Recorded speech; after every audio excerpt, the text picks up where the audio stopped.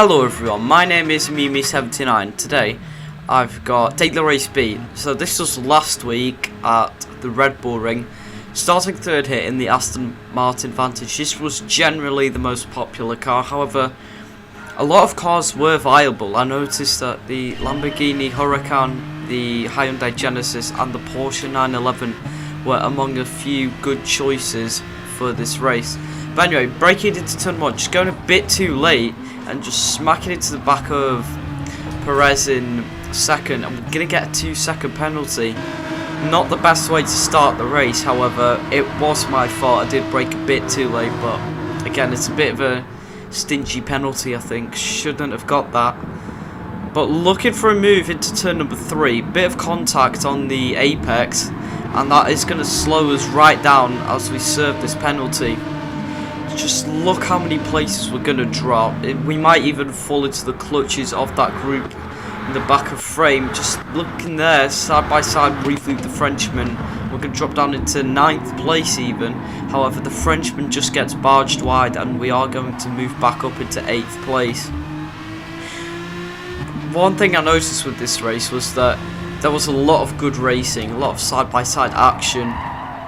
And also this week's daily races are pretty good as well.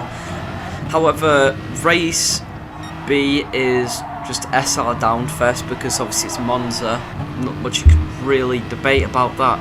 And then, but race C is really good. I've had a lot of fun with it.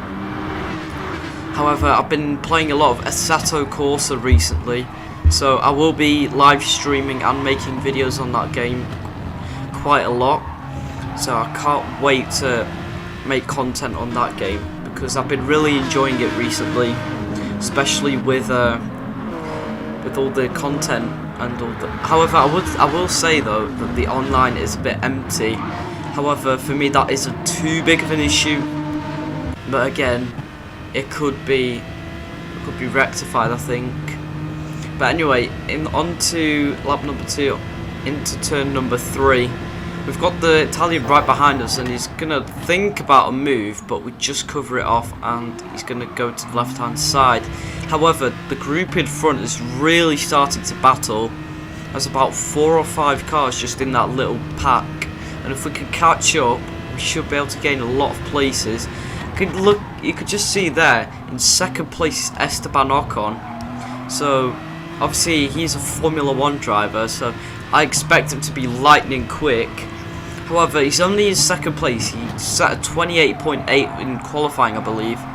He did eventually get that down to 28.5, which is just crazy. Even though he is a Formula 1 driver, it is completely different from a Formula 1 car to GT3 cars in a video game. To get a 28.5 around here is absolutely rapid pace. I'll give him that. But anyway, it's the final 2 corners there. Just trying to hook up the apex as nicely as possible. We really want to get on the back of this train because, again, just look there, not even half a tenth away, but we're just losing time and we are not going to be able to get the benefits of the slipstream. Well, not yet anyway. First corner, not too great. Mounted the inside curb a bit too much and I ran a little bit wide. However, just whipping it forward here because into turn number 6, it's a very tricky left-hander. As you can see, everyone's slow to a crawl, and that means we are going to get in the slipstream range, and this is where the race really heats up. You can see there, the Italian behind us had a really poor run through that section, so now we've completely dropped him. He was just behind us before we whipped it forward.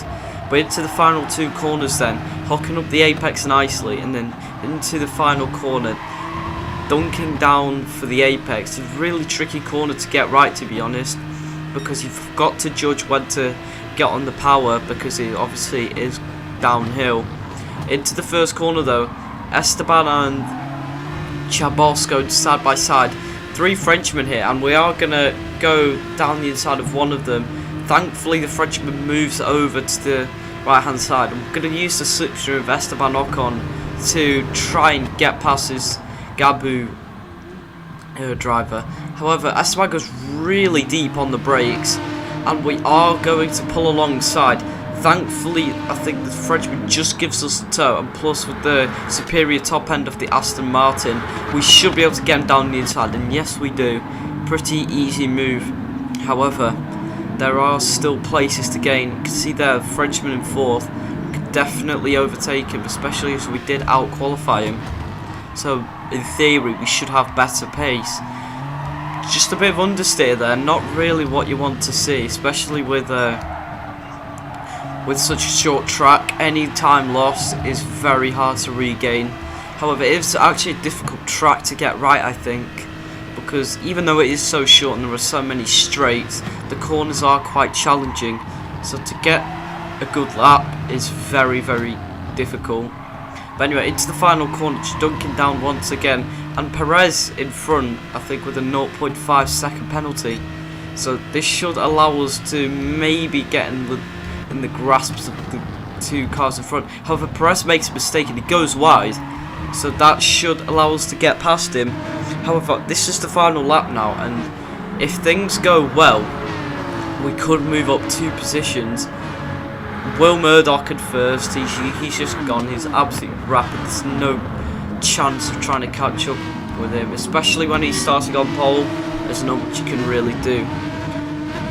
And second place is also a mere possibility. It's not really going to happen, is it? It'll have to be sheer luck if we're going to get anywhere near him. Looking for a move there on the inside of the Frenchman.